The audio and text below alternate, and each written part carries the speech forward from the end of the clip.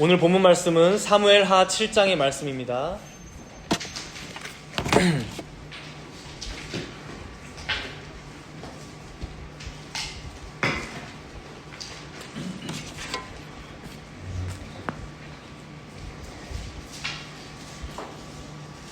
사무엘하 7장 말씀, 전체가 오늘 본문인데 제가 봉독은 1절부터 17절까지만 봉독하도록 하겠습니다. 사무엘하 7장 1절에서 17절까지 봉독합니다. 여호와께서 주위의 모든 원수를 무찌르사 왕으로 궁에 편안히 살게 하신 때에 왕이 선지자 나단에게 이르되 볼지어다 나는 백향목 궁에 살거늘 하나님의 괴는 휘장 가운데 있도다. 나단이 왕께 아뢰되 여호와께서 왕과 함께 계시니 마음에 있는 모든 것을 행하소서 하니라. 그 밤에 여호와의 말씀이 나단에게 임하여 이르시되 가서 내 종 다윗에게 말하기를 여호와께서 이와 같이 말씀하시되 내가 나를 위하여 내가 살 집을 건축하겠느냐.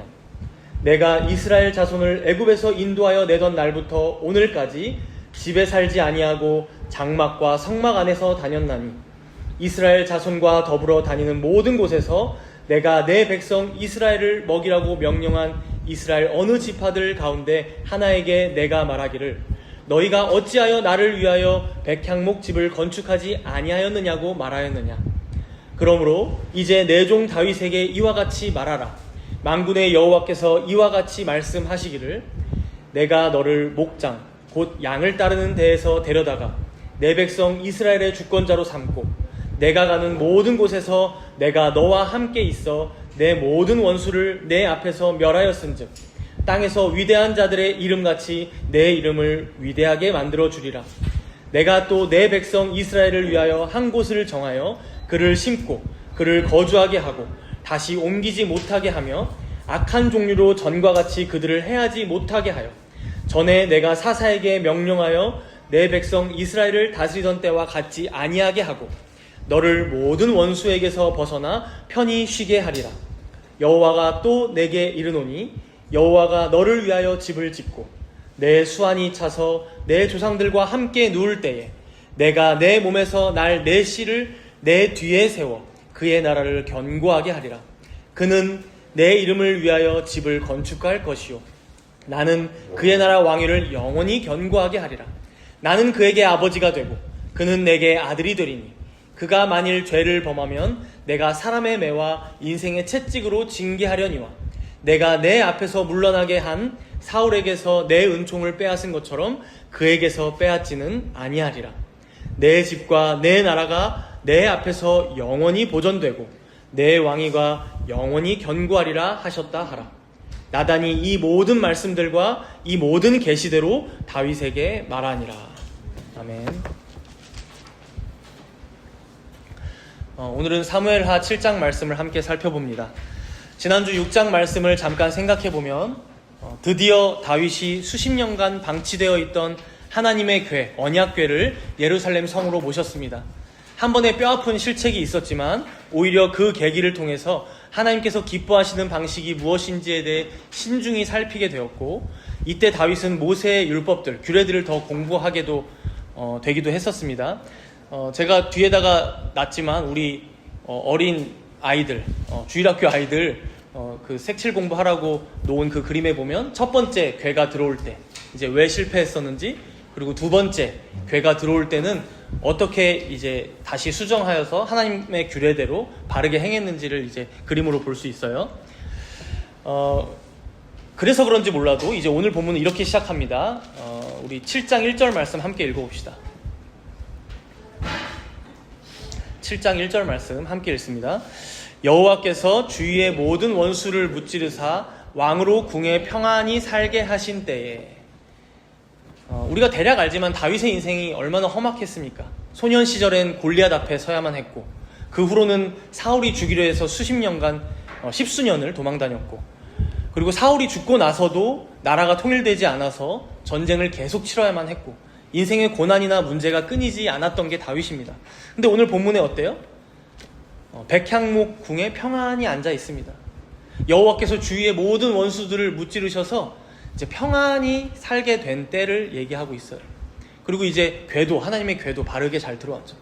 이제는 블레셋도 시비를 안 걸고 나라도 안으로부터 평안하고 수십 년 만에 하나님의 궤도 가져왔겠다. 그야말로 태평성대가 허락된 거예요. 얼마나 평안하고 행복했을까. 가끔이지만 우리 인생에도 이런 때가 주어지긴 합니다. 하나님께서 주신 평안이구나. 그래서 안으로도 걱정이 없고 밖으로도 특별히 부족함이 없고 안팎으로 모두가 평안한 것 같은 때가 우리 인생에도 드물게 찾아와요. 문제는 이럴 때 보통 우리가 어떠합니까? 이걸 하나님께서 주신 평안이라고 여기며 잘 지내야 하지만 이제 보통은 교만하죠. 그래서 내 마음대로 말하고 행동하다가 다른 누가 이 평안을 깨트리는 게 아니라 내가 깨트리게 되는 경우가 많아요. 근데 확실히 오늘 본문의 다윗은 다른 걸 알 수 있어요. 이런 평안의 때에 어떠한 생각을 하는지 이제 2절 말씀이에요. 2절 말씀 함께 읽겠습니다. 왕이 선지자 나단에게 이르되 볼지어다 나는 백향목 궁에 살거늘 하나님의 궤는 휘장 가운데에 있도다. 저번에 그 두로왕 히람이 지어준 백향목 궁전이 진짜 좋긴 했던 것 같아요. 그러니까 다윗이 생각하기에 야 나는 이렇게 좋은 백향목 궁에 살고 있는데 하나님의 궤는 저기 휘장 가운데 장막 가운데 있어도 되나? 이 말을 들으면 다윗이 그냥 너무 좋아서 혼잣말을 한 건가 싶기도 하지만 우리가 이제 지난주 말씀을 알지만 하나님의 궤를 가져오려고 했다가 첫 번째 때 실패를 하고 한 뒤에 이제 하나님의 말씀에 대해서 연구하게 되죠. 그래서 신명기 12장 말씀에 보면 어떤 말씀이 나오냐면 너희가 하나님께서 약속하신 땅에 들어가서 평안히 거주하게 되었을 때 하나님께서 택하신 그곳에서 이제 제사를 드려라, 예배를 드려라 이런 말씀이 나와요. 그러니까 다윗 입장에서 지금 어때요? 규례를 공부하고 보니까 지금 하나님께서 허락하신 땅에 들어왔고 그리고 주위의 모든 원수를 무찌르셔서 평안을 주셨고 내가 백향목 궁에 평안히 지내고 있고 그럼 하나님께서 말씀하신 그때가 혹시 지금이 아닌가? 하나님의 궤도 여기로 모셨기 때문에 이제는 하나님을 예배해야 하지 않을까? 생각할 수 있는 것이죠. 이런 다윗의 생각이 어떻습니까? 아주 기특하죠. 지난주에 아이처럼 실수하던 다윗이 더 철이 든 모습을 보여주기도 하는 것 같아요. 그래서 3절에 이 말을 전해 들은 나단 선지자가 이렇게 인증도 해줍니다. 아마 나단 선지자는 궁에서 다윗과 함께 지냈던 선지자였던 것으로 보여요. 나단 선지자가 이렇게 얘기를 하죠. 여호와께서 왕과 함께 계시니 마음에 있는 모든 것을 행하소서. 그러니까 나단 선지자가 보기에도 저 생각은 크게 문제가 있는 생각이 아니야. 그렇게 해도 될 것 같아. 그래서 다른 말 없이 이제 지지해 준 것이죠. 그런데 4절 말씀에 바로 이어서 보니까 마치 급하다듯이 바로 그날 밤에 하나님께서 나단 선지자를 찾아오십니다. 그리고 5절부터 이렇게 말씀하시는데 우리 5절 말씀 함께 읽어보겠습니다. 5절 말씀입니다. 가서 내 종 다윗에게 말하기를 여호와께서 이와 같이 말씀하시되 내가 나를 위하여 내가 살 집을 건축하겠느냐. 지금 하나님께서 말씀하시는 뉘앙스가 어때요? 네가 나를 위하여 내가 살 집을 건축한다고? 벌써 약간 좀 다윗이나 나단이 잘못 생각한 것에 대해서 짚어주시는 느낌이 들어요. 근데 이게 참 지난주에는 어쨌든 첫 번째 시도가 있었어요. 물론 사고가 났지만 이제 그걸 옮기다가 그 방식, 그 방법이 잘못된 걸 정확하게 짚어주셨다면 오늘은 어떻습니까? 건물은 지금 짓기도 전이야. 생각만 해봤어. 근데 하나님께서 딱 처음부터 그 생각부터 막아서시면서 네가 나를 위해 내가 살 집을 건축하겠다고? 그러니까 이미 그 생각 자체가 너무도 잘못되었음을 지금 지적하고 계신 거예요. 그럼 여기서 이제 뭐가 잘못됐다는 건지 두 가지로 이제 말씀을 해주고 계세요. 먼저 첫 번째로 본문 6절과 7절 말씀에 나옵니다. 우리 6절과 7절 말씀 두 절인데 함께 읽겠습니다. 내가 이스라엘 자손을 애굽에서 인도하여 내던 날부터 오늘까지 집에 살지 아니하고 장막과 성막 안에서 다녔나니 이스라엘 자손과 더불어 다니는 모든 곳에서 내가 내 백성 이스라엘을 먹이라고 명령한 이스라엘 어느 지파들 가운데 하나에게 내가 말하기를 너희가 어찌하여 나를 위하여 백향목 집을 건축하지 아니하였느냐고 말하였느냐. 이 두 절을 보면 하나님께서 자신이 어떠한 분이신지를 명확하게 알려주고 계십니다. 먼저 6절에 보시면 내가 오늘까지 뭐예요? 집에 산 적이 없어. 내가 꼭 집이 필요했었어? 너 가만 생각해봐 이러는 거죠. 이제 이 말씀이 당시 가나안의 우상들을 보면 다 각자 자신들만의 집과 신전이 있었어요. 사실 이건 사람들이 그 신전을 지어놓고 어떻게 해요? 요즘도 그렇죠. 절에 가면 그 안에 불교 석상이 있고 어느 신전에 가면 그 신상이 있듯이 당시에도 바알 신상을, 아세라 신상을, 블레셋 같은 경우는 다곤 신상을 갖다 놓고 자신들이 가서 보고 싶을 때 찾아가고 요구할 게 있을 때 그 앞에 나아가는 것이죠. 제사를 드리는 것이죠. 그런 용도로서의 어떤 우상에 거쳐 집이었던 거예요. 근데 하나님은 어떠시다는 거예요? 그런 집이 설사 있다고 해서 내가 거기에만 거하는 존재도 아니고 없다고 해서 내가 너희와 함께 하지 못한 적이 있냐? 그죠? 그래서 실제로 나중에 하나님의 집이라는 그 성전을 지었던 솔로몬이 어떻게 고백해요? 성전을 화려하게 지었으면서도 이렇게 고백했죠. 하늘들의 하늘이라도 주를 용납하지 못하겠거든. 하물며 내가 건축한 이 성전이오리까. 여러분, 우주가 지금도 팽창하고 있다라고 과학자들은 얘기하고 그렇게 크다고 하지만 여러분, 우주는 하나님을 다 담을 수 있습니까? 여러분, 유한은 무한을 담지 못해요. 그렇죠? 무한하신 하나님은 어디에도 용납될 수 없는 분이세요. 즉 하나님의 명령으로 이 성전을 지을 뿐이지 이 성전이 없다고 한들 혹은 있다고 한들 하나님의 거처가 이 안에 제한되시는 분이 아니라고 고백하는 것이죠. 그래서 여기 6절 뒤에서도 뭐라고 말씀하세요? 내가 집이 아니라 어디서 다녔어? 장막과 성막 안에서 다녔잖아. 그러니까 하나님은 그 어디에도 가둘 수 없는 초월적이고 무한하신 분이시지만 그럼에도 장막과 성막 상관없이 너희와 함께 있었잖아. 너희 중에 함께 거했잖아. 그러니 7절에서도 이렇게 얘기하시죠. 내가 언제 너희들한테 백향목 집을 건축해달라고 한 적 있니? 이게 사실 약간의 유머 코드가 들어간 게 당시에 이제 우가리 신화라고 가나안 사람들의 신화가 있어요. 거기에 보면 바알신, 엘신, 아세라신이 등장해요. 근데 그때 바알이 왜 다른 신들은 다 궁전이 있는데 저만 없나요? 저도 집을 지어주세요 하고 엘신에게 졸라요. 그 장면을 여러분 여기다가 패러디를 하는 비슷한 느낌이죠. 하나님은 그런 가짜신, 가짜 우상과 근본적으로 다른 분이라는 거예요. 내가 언제 백향목집 달라고 조른 적 있어? 지금 다윗에게 말씀하시는 거죠. 넌 나를 어느 대궐 같은 집에다 모셔야 할 존재로 보는 거냐? 지금 내가 너처럼 백향목 궁이 아니라 성막에 거하고 있는 게 안 돼 보이냐? 저기에 괴가 있다고 해서 내가 저기에만 거하고 있는 것이 아닌데 그럼에도 내가 원했기에 너희와 광야 40년 내내 함께 있었고 아니 여기 가나안 땅에 들어와서도 거의 400년이 흘렀거든요. 400년이 흐르는 동안 그게 장막이든 성막이든 너희와 함께 하지 않았냐? 그러니까 이걸 불쌍하게 생각하면 안 되고 뭐예요? 나의 주권적인 선택으로 내가 거하고 있던 거야. 말씀하시는 거예요. 그래서 이제 두 번째 잘못으로 이렇게 짚어주세요. 8절과 9절 말씀입니다. 우리 8절과 9절 두 절도 함께 읽습니다. 그러므로 이제 내 종 다윗에게 이와 같이 말하라. 만군의 여호와께서 이와 같이 말씀하시기를 내가 너를 목장 곧 양을 따르는 데에서 데려다가 내 백성 이스라엘의 주권자로 삼고 내가 가는 모든 곳에서 내가 너와 함께 있어 내 모든 원수를 내 앞에서 멸하였은즉 땅에서 위대한 자들의 이름같이 내 이름을 위대하게 만들어 주리라. 여러분 이 두 절 말씀을 보면 지금의 다윗이 있기까지 어떠한 여정을 걸어왔는지를 하나하나 짚어주세요. 그러니까 다윗이 지금 이스라엘의 주권자가 되기까지 그리고 주변의 모든 원수들이 멸망하고 이렇게 평안의 시대가 오기까지 이 모든 일들을 누가 이루셨다는 거예요? 너가 아닌 내가 이뤘다는 거예요. 내가 너를 목장에서 데려왔고 내가 너와 함께 있었고 내가 내 모든 원수를 내 앞에서 멸하였고 이제는 앞으로도 또 내가 네 이름을 위대하게 만들어 줄 거야. 그러니까 지금까지 이루어진 일들도 그렇고 또 앞으로 성취될 일들도 그렇고 다 누가 이루어 오셨다는 거예요?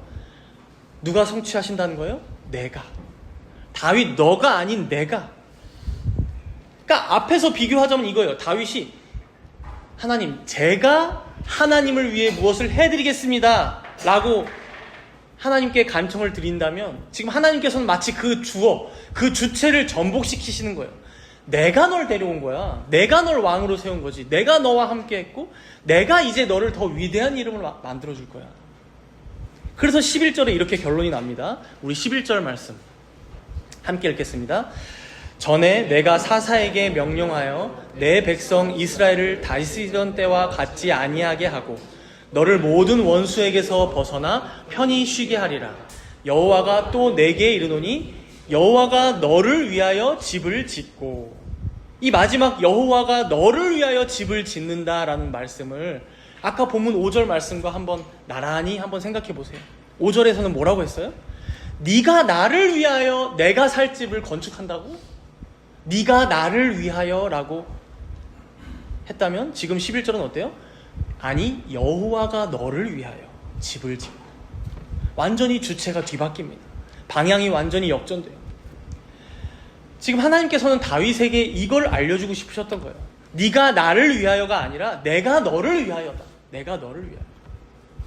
여러분, 이건 단순히 하나님께서 나를, 사람을 끔찍이 아끼시는구나, 그 정도의 교훈이 아닙니다. 우리가 하나님을 위하여 할 것은 하나도 없고 하나님께서 나를 위하여서 일하신다는 거구나, 이제 이렇게만 적용하면 1차원적인 거고, 지금까지 맥락을 쭉 따라오면 어떤 말인 거예요? 참된 기독교 신앙이라는 게 무엇인지를 알려주고 있는 거예요. 인간이 하나님을 위하여 무엇인가 해주는 게 신앙이 아니라 하나님께서 해주신 것을 받는 게, 그리고 하나님께서 우리에게 베푸신 것이 무엇인지를 아는 게 참된 신앙임을 말씀하는 거예요. 이게 우리가 너무 자주 듣는 내용이라서 당연한 얘기 아닌가 할 수 있지만, 여러분, 오늘 본문에 누가 지금 이 생각을 하고 있어요? 누가? 무려 다윗이 이 생각을 하고 있는 거예요. 어느새 다윗도 가나안 땅의 여러 이방 족속들과 비슷한 생각을 하는 거예요. 다른 우상들도 보니까 신에게 집을 지어주던데 우리 하나님도 좀 지어드려야 되는 거 아니야? 그러니까 세속적인 신관이 자기도 모르는 새에 지금 슬며시 들어온 거예요. 나는 이렇게 좋은 백향목궁에 지내는데 하나님의 괴가 저기 천막에 있어도 되나? 얼핏 보면 좋은 생각이고 기특한 생각일지 모르지만 여기엔 어떤 생각이 있어요? 하나님을 다른 우상들과 별반 다를 바 없는 정도로 생각하는 개념이 숨어 있는 거예요. 인간이 좋게 지어놓은 신전에 모시는 게 낫겠지라는 생각이 어느새 들어온 거예요. 여러분, 이런 생각이 그대로 현대에도 와서, 우리 옛날에 교회들 지을 때 어떻게 지었어요? 여러분들 새 아파트에 들어가서 살고 계시죠? 근데 하나님의 집은 이게 뭡니까? 이래서 건축원금 걷어가지고 하나님의 집 성전 올린다고 성전 건축 많이 했어요, 진짜 실제로. 여러분들만 좋은 집에 살면 되겠습니까? 더해서 다윗의 마음에는 이제 뭐가 있던 거예요? 내가 이제 진짜 왕이 되었고 이만큼 평안을 누리고 있으니까 이제는, 그러니까 지금까지는 내가 혼란스러웠으니까 못 해드렸지만 이제는 하나님께 뭔가 해드릴 수 있지 않을까? 언뜻 철든 생각 같기도 하지만, 여러분, 보통 성도님들이 시험 들 때 어디서 시작되는지 아세요? 이런 철든 생각에서 시작됩니다. 보통 기특한 생각에서 시작돼요. 그래서 저는 보통 그걸 말리느라고 보통 지내왔는데, 그러니까 교회에 일손이 부족한데 제가 좀 가서 으쌰으쌰 도와드려야 되는 거 아니에요? 내가 하나님께 해드릴 수 있는 게 뭘지 항상 고민을 해요. 헌금을 열심히 해볼까요? 교회 헌신을 더 열심히 해볼까요? 주중 모임도 막 열심히 가서 한 번 더 참여해볼까요? 그러다가 하나 둘 늘다가 나중에 10개가 돼요. 그래서 그분들 보면 교역자들보다 더 바빠요, 주일날. 오늘도 주일이네. 우리 교회 몇 명 오지도 않을 텐데 내가 안 가면 안 되지. 내가 가서 앉아 있어야 예배 드려야 좀 교회에 생기가 살지. 내가 신앙생활을 해드려야지. 어느새 그 생각이 우리한테 있는 거예요. 내가 신앙생활을 해드리고 교회 출석을 해드려야지. 여러분, 시간이 지나다 보면 안타깝지만 바로 여기서 시험이 많이 들어요. 혹은 에너지를 다 써버려서 탈진해버려요. 그러니까 처음 의도는 좋지만 하다 보면 어때요? 기대와 너무 다른 교회의 모습에 실망하기도 하고 낙심하기도 하고, 내가 한 것만큼 어떤 보상이 주어지지 않으니까, 뭐 내가 잘 되고서가 아니라 교회가 좀 더 나아지는 것 같기도 해야 될 것 같고, 내가 섬긴 부서가 좀 더 힘을 내야 될 것 같기도 한데 똑같아. 그러면 이제 내가 한 게 뭐지? 왜 하나님은 보상이 없는 거지? 왜 대가가 없지? 우리가 신앙생활을 하다 보면 꼭 이런 덫에 빠지기 마련이라는 거예요. 여러분, 처음부터 신앙은 내가 시작한 게 아닙니다. 신앙생활의 과정도 우리가 하는 게 아닙니다. 로마서 5장 8절에 뭐라고 말씀합니까? 우리가 아직 죄인 되었을 때에 그리스도께서 우리를 위하여 죽으심으로 하나님께서 우리에 대한 자기의 사랑을 확증하셨느니라. 우리는 아무것도 알지 못했을 때, 우리가 이미 아직 죄인이었는데도 그리스도께서는 내가 알지도 못하는 때에 나를 위하여 죽으셨어요. 나를 택하셨어요. 다윗과 똑같습니다. 택하신 것도 하나님이셨고 구속하신 것도 하나님이에요. 지금 오늘 이 예배 자리로 인도하시고 세우신 것도 하나님이신데, 어느새 우리는 하나님께서 나를 위하여 무슨 일을 하셨는지 내가 받은 은혜는 다 잊어버리고 이제 그 주객이 전도되어서 내가 좀 살만하니까 내가 해드릴게요. 내가 그걸 할게요. 내가.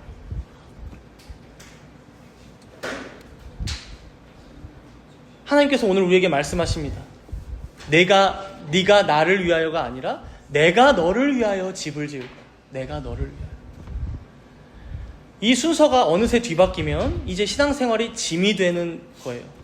멍해가 되고 숙제가 되고 과제가 되는 거예요. 여러분들은 신앙생활을 어떻게 하고 계십니까? 하나님의 하나님 되심을 발견하며 묵상하며 즐거워함으로 기쁨으로 신앙생활 하시기보다 혹시 내가 해나가야 할 과업들에 치이며 억눌려 있는 신앙생활을 하고 계시진 않으십니까? 하나님께 기쁨이 되고자 애쓰지 말라는 것이 아닙니다. 하나님의 말씀과 상관없이 방종하며 살라는 말이 아닙니다. 여러분들의 신앙의 뿌리가 어디에 내려져 있는지를 여러분들 확인하라는 거예요. 하나님께서 베푸신 것을 받음으로 신앙생활 하고 있는지, 아니면 하나님께 받은 것은 다 잊어버리고 나에게 없는 것을 억지로 쥐어짜내며 신앙생활을 하고 있지는 않은지 여러분들 되돌아보셔야 할 것입니다. 이제 여기서 우리가 한 가지 짚어야 할 내용이 있습니다. 지금 다윗도 하나님께 집을 지어드린다고 했고, 하나님께서도 다윗을 위해 집을 지어주겠다라고 말씀하셨어요. 근데 당연히 여기서 우리가 유추할 수 있지만 이 두 집의 의미는 다릅니다. 다윗이 지어드린다는 집과 하나님께서 지어주신다는 집의 의미는 달라요. 다윗이 생각한 집은 최소한 자신이 거하는 백향목 궁 정도 되는 집이었다면, 하나님께서 말씀하시는 집은 그런 집이 아니죠.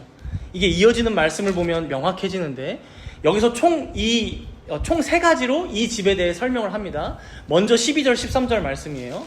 우리 본문 12절 13절 두 절 함께 읽도록 하겠습니다. 내 수완이 차서 내 조상들과 함께 누울 때에 내가 내 몸에서 날 내 씨를 내 뒤에 세워 그의 나라를 견고하게 하리라. 그는 내 이름을 위하여 집을 건축할 것이요 나는 그의 나라 왕위를 영원히 견고하게 하리라. 여기서 이제 힌트들이, 이제 첫 번째 힌트가 있는 거예요. 하나님께서 세워주시는 이 집은 다윗의 죽음으로도 막을 수 없는 집임을 알 수 있어요. 그러니까 죽음으로도 막을 수가 없어요. 12절 말씀에 보니까 네 수완이 차서 네 조상들과 함께 누워도 네 몸에서 날 네 씨, 그러니까 네 후손을 내 뒤에 세워서 그의 나라를 견고하게 할 거야. 그래서 13절에 이어서 보니까 다윗의 씨, 다윗의 후손을 가리키는 거죠. 그가 내 이름을 위해 집을 건축할 건데, 이제 이건 실제 성전을 얘기해요. 이제 솔로몬이 지을 성전을 얘기하는 것 같아요. 근데 하나님께서는 나는 그의 나라 왕위를 영원히 견고하게 하리라. 이제 여기서 알 수 있는 것은 분명 때가 되면 눈에 보이는 건물, 성전도 건축하게 할 거예요. 다음 때가 되어서, 바로 다음 대가 되어서. 그래서 다윗의 아들 솔로몬이 짓는데, 근데 하나님께서 다윗을 위해 지어주는 집은 그런 건물이 아니라 뭐예요? 그의 나라, 그의 왕위를 견고하게 할 거야 라고 더 확장해서 이 집의 의미를 얘기하고 계시죠. 즉 집이 뭐라는 거예요 지금? 그의 나라와 그의 왕위를 의미하고 있어요. 그의 나라와 그의 왕위. 여기서 우리가 조금 더 이제 걸리는 내용은 뭐냐면 이걸 영원히 견고하게 하리라라고 하여 영원히. 그래서 이게 좀 더 깊은 의미가 있나 싶어요. 이제 이 의문점을 가지고 이제 두 번째 설명으로 넘어가면 됩니다. 우리 14절 15절 두 번째 설명이 이렇게 나오죠. 14절 15절 두 절 함께 읽겠습니다. 나는 그에게 아버지가 되고 그는 내게 아들이 되리니 그가 만일 죄를 범하면 내가 사람의 매와 인생의 채찍으로 징계하려니와 내가 내 앞에서 물러나게 한 사울에게서 내 은총을 빼앗은 것처럼 그에게서 빼앗지는 아니하리라. 만약 우리가 다윗이라고 생각해 보세요. 하나님께서 내 후손들에게 이 왕위가 이어지게 하시겠다라는 거구나. 근데 바로 어떤 생각이 드냐면 그래, 나까지는 어떻게 죄를 그나마 덜 짓고 좀 살아보고자 노력해 볼 수 있어. 근데 내 아들들 지금 보니까 이거 신주원 보니까 원희준 보니까 이거 얘네들 죄 나보다 더 짓겠는데? 이제 이런 생각이야. 그러면 사울 왕을 봤을 때 어떤 생각이 들어요? 사울 왕도 죄를 많이 지어서 왕위가 빼앗긴 거 아니야? 그렇게 멸망당하면 내쳐지면 어떡하지? 라는 걱정을 할 수 있어요. 근데 하나님께서는 마치 그걸 아시듯이 뭐라고 말씀하시는 거예요? 괜찮아. 네 후대의 그 왕이 만일 죄를 범하더라도 내가 사람의 매와 인생의 채찍으로 징계는 하겠지만 사울처럼 내 은총을 그에게서 빼앗지는 않을 거야. 즉 앞에서 첫 번째로는 죽음도 무너뜨리지 않는 집에 대해서, 왕위에 대해서 설명하셨다면 지금 두 번째로는 뭐예요? 죄도 파괴하지 못할 거야. 이 집은, 내가 세우는 이 견고하게 영원히 세우는 집은 죄도 파괴하지 못할 거야 라고 말씀하시는 거예요. 죄도. 그럼 생각해 보세요. 이 왕조가 얼마나 강력합니까? 죽어도 후손을 통해 이어지고 죄를 지어도 하나님께서 때려서라도 바른 길로 인도하시겠다라는 거예요. 근데 여기서 사실 우리는 이 다윗 왕조의 결말을 다들 알아요. 다들 스포일러를 당했죠. 솔로몬 이후에 북이스라엘과 남유다로 결국 분단됩니다. 그리고 나뉠 뿐만 아니라 몇백 년이 흐른 후에 북이스라엘은 아수르에게 멸망당하고 남유다는 바벨론에게 멸망당해요. 특히나 각자의 죄악들로 너무나 그 죄악이 관영하고 가득 찼기에 결국 그 우상숭배나 탐욕이나 교만함으로 자멸하게 돼요. 그럼 오늘 본문의 이 약속과 충돌이 되잖아요. 그렇죠? 죽음도 죄악도 이 집을, 이 나라의 왕위를 무너뜨리지 못한다고 약속하셨는데, 그러면서 이제 16절 말씀이 나오는 거예요. 우리 16절 말씀. 16절 말씀 함께 읽겠습니다. 내 집과 내 나라가 내 앞에서 영원히 보존되고 내 왕위가 영원히 견고하리라 하셨다 하라. 아까 13절 말씀에서도 그랬지만 여기 16절에서도 영원히라는 단어가 두 번이나 등장합니다. 영원히.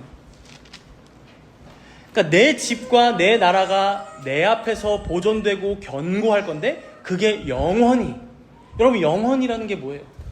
즉 이 세상에서는 절대로 무너지지 않고 심지어 이 세상이 다 끝난다고 해도 하나님 앞에서 영원히 존속할 나의 나라고 내 집이다 라고 선포하고 계시는 거예요. 그럼 여기서 우리가 알 수 있는 게 뭘까요? 하나님께서 다윗에게 세워주겠다라고 한 집은 1차적으로는 분명히 다윗의 왕조, 이스라엘의 나라를 의미합니다. 그리고 실제로 하나님께서 여기 약속하신 대로 그의 왕위가 오랜 시간 이어지게 하시고요. 다윗의 이제 뿌리가. 그리고 견고하게 붙들어 주시기도 하고, 때로는 말 안 듣고 죄 짓는 왕들을 옆에 선지자들이나 옆에 열방들을 붙여서 때려서라도 돌이키게 하시기도 하는 그런 역사들이 이후의 구약 말씀에 나와요. 그죠? 그러나 다른 한편으로는, 즉 2차적으로는 오늘 본문의 약속처럼 죽음도, 죄악도, 시간도 무너뜨릴 수 없고 흔들 수 없고 붙잡을 수 없는 나라로서 더 깊은 차원의 하나님의 나라를 의미하고 있음을 우리는 알 수 있는 거예요. 그러니까 단순히 세상 왕조만을 의미하는 게 아니구나라고 우리는 말씀을 통해 알 수 있어요. 여기서 우리가 마태복음 1장 1절 말씀을 한번 찾아봅시다. 마태복음 1장 1절의 말씀이에요.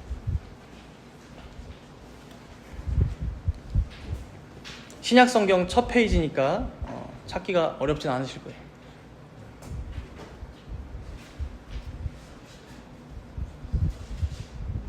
마태복음 1장 1절 다 같이 함께 읽습니다. 시작. 아브라함과 다윗의 자손 예수 그리스도의 계보라. 사실 오늘 이제 사무엘하 7장 말씀을 연구하는 많은 학자들은 다윗이 받았던 그 약속이 창세기에서 아브라함이 받았던 그 약속과 상당히 유사하네? 라고 평가를 합니다. 땅을 주시겠다라는 약속, 너의 후손을 통해서 큰 이름을 이루시겠다라고 하는 약속, 그리고 영원히 이것이 지속되게 하신다는 약속, 여러 가지 부분이 그러합니다. 근데 사실 이게 여러분 연구를 통해서만이 아니라 그럴 수밖에 없는 거예요. 왜 그래요? 아브라함이 만난 하나님, 그러니까 아브라함에게 약속하신 하나님, 다윗에게 약속하신 하나님이 동일한 하나님이기 때문에 그 약속의 본질이 당연히 같은 거예요. 당연히 다를 수가 없습니다. 아브라함의 언약과 다윗의 언약이. 그래서 방금 읽은 이 마태복음 1장 1절에서 그 약속의 실체를 이렇게 드러내고 있는 거예요. 아브라함과 다윗의 자손 예수 그리스도의 계보라. 그러니까 하나님께서 아브라함에게 야, 너의 후손과 나는 영원한 언약을 맺을 거야 라고 말씀하셨을 때 그 너의 후손이 누구라는 거예요? 첫 번째로는 1차적으로는 독자 이삭이 맞아요. 그러나 궁극적으로는 그 후손이 누구라는 거예요? 아브라함의 후손으로 오실 예수 그리스도시라는 거예요. 그 약속의 주체가. 오늘 본문에서 또 보면 내가 네 몸에서 날 네 씨를 네 뒤에 세워 그의 나라를 영원히 견고하게 하리라 말씀하세요. 그러니까 네 씨, 네 후손에 대해 얘기하세요. 여기서 다윗의 몸에서 날 그 후손은 누굴까요? 당장은 솔로몬을 가리키는 게 맞아요. 그러나 여러분 우리가 솔로몬을 알지만 어때요? 솔로몬은 이 나라를 영원히 견고케 할 수가 없습니다. 그럴 능력이 그에겐 없어요. 왜? 죄인이기 때문에. 결국 이 약속을 이루실 이는 누구라는 거예요? 다윗의 다윗의 후손으로 자손으로 오실 예수 그리스도라는 거예요. 그래서 다윗이 다스리던 지상의 유다 왕국은 결국 역사 속에서 무너지는 걸 우리는 봅니다. 그러나 하나님께서 다윗의 후손으로 오신 예수 그리스도를 통하여 세우시는 그 영원한 하나님의 나라는 어때요? 죽음도, 시간도, 그 어떤 죄악도 침범할 수 없는 하나님의 나라라는 거예요. 그리고 그분의 피로 친히 값주고 사신 주님의 교회라는 거예요. 그렇게 여러분 몇천 년이 지나고 인류 역사가 아담으로부터 지금까지 쭉 펼쳐져 왔어도 어때요? 하나님의 나라, 주님의 백성들, 주님의 교회들은 무너지지 않고 견고하게 세워지고 있는 거예요. 하나님의 약속대로. 하나님의 불변하신 약속이기에. 여러분, 이 약속이 얼마나 놀랍습니까? 사실 지금 아브라함과 다윗 둘만 얘기해서 그렇지, 사실 누가복음 3장의 족보를 보면 예수님으로부터 거슬러 올라가서 아담까지 족보가 올라가요. 무슨 말이에요? 아담과 하와가 받았던 약속 또한 동일하다는 거예요. 창세기 3장 15절에서 어떤 약속을 받아요? 뱀의 머리를 짓밟을 여자의 후손을 보내줄게. 여자의 후손. 그 여자의 후손이 누구예요? 당장은 아담과 하와의 후손이겠죠. 그러나 궁극적으로는 예수 그리스도라는 거예요. 여러분, 이 약속대로 노아도 믿었던 것이고, 창세기에 아브라함도 믿었고, 야곱과 온 이스라엘이 믿었고, 모세와 여호수아가, 그리고 오늘 본문의 다윗이, 이후로 솔로몬과 그의 후손들이, 그리고 심지어 계시가 끊겨져 있어서 우리가 암흑기라고 부르는 신구약의 중간기에도 그 나라는 끝내 망하지 않고 흔들리지도 않고 사라지지도 않고 여전히 살아서 죽음도 죄악도 시간도 막을 수 없는 겨자씨 같은 나라로 우리 주님 오셨을 때 꽃을 피우고 열매를 맺고, 그리고 사도행전 1장의 말씀처럼 온 유대와 사마리아와 땅끝까지 퍼져나가게 된 겁니다. 그러니 여러분, 오늘 본문 사무엘하 7장의 다윗이 받았던 약속은 다만 그가 혼자 개인으로 받은 약속이 아니에요. 계속해서 하나님께서도 말씀하시지만 내 백성 이스라엘을 위하여 주신 약속입니다. 그의 나라에 속한 모든 자들을 위해 주시는 약속이에요. 즉 하나님께서 아브라함과 다윗의 자손 예수 그리스도 안에서 택하신 모든 자신의 백성들을 위해 주신 약속이에요.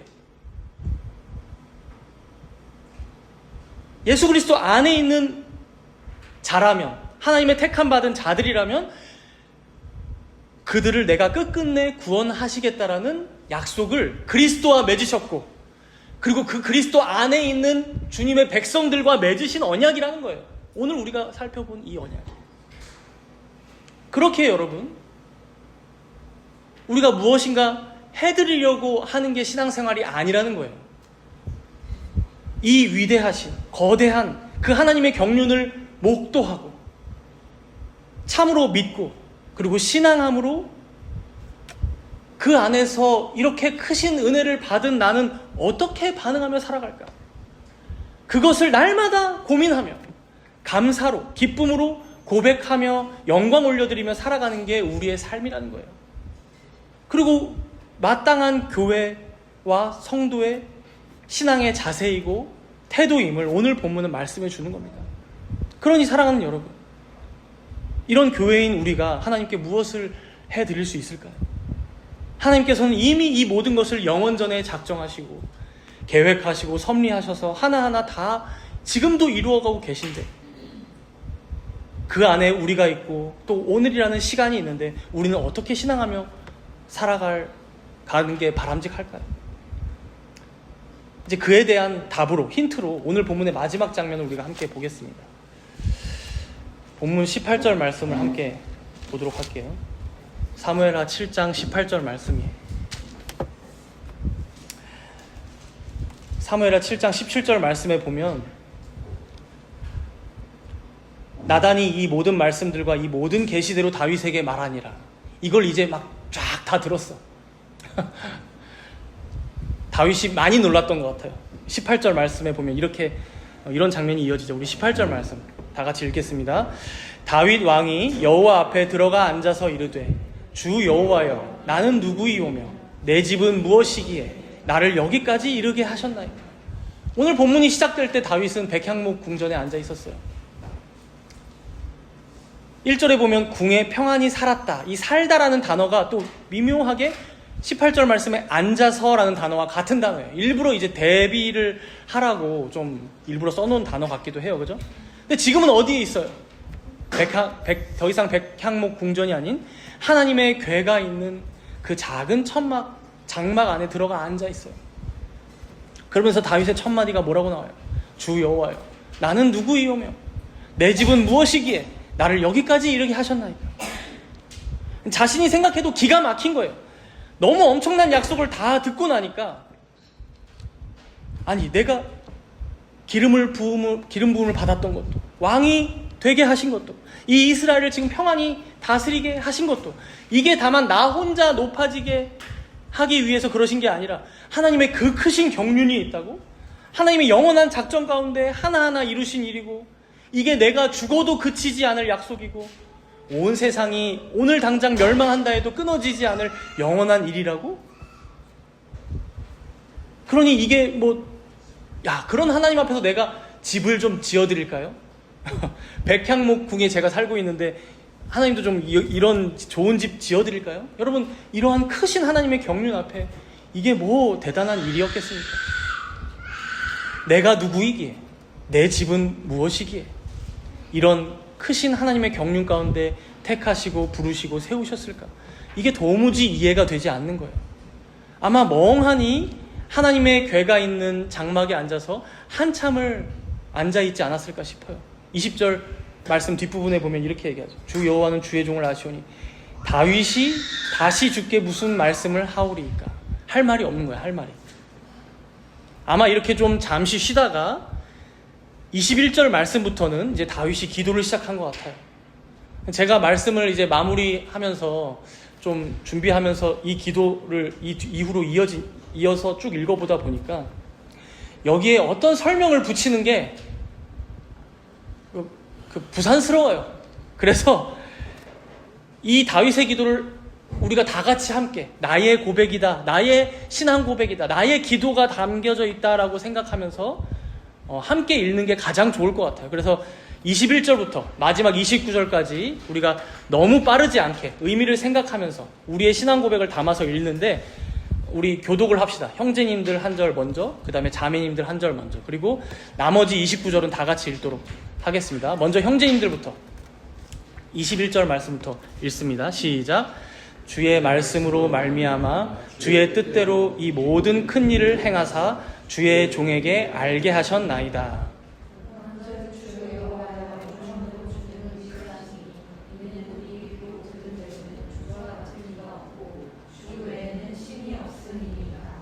땅의 어느 한 나라가 주의 백성 이스라엘과 같으리이까?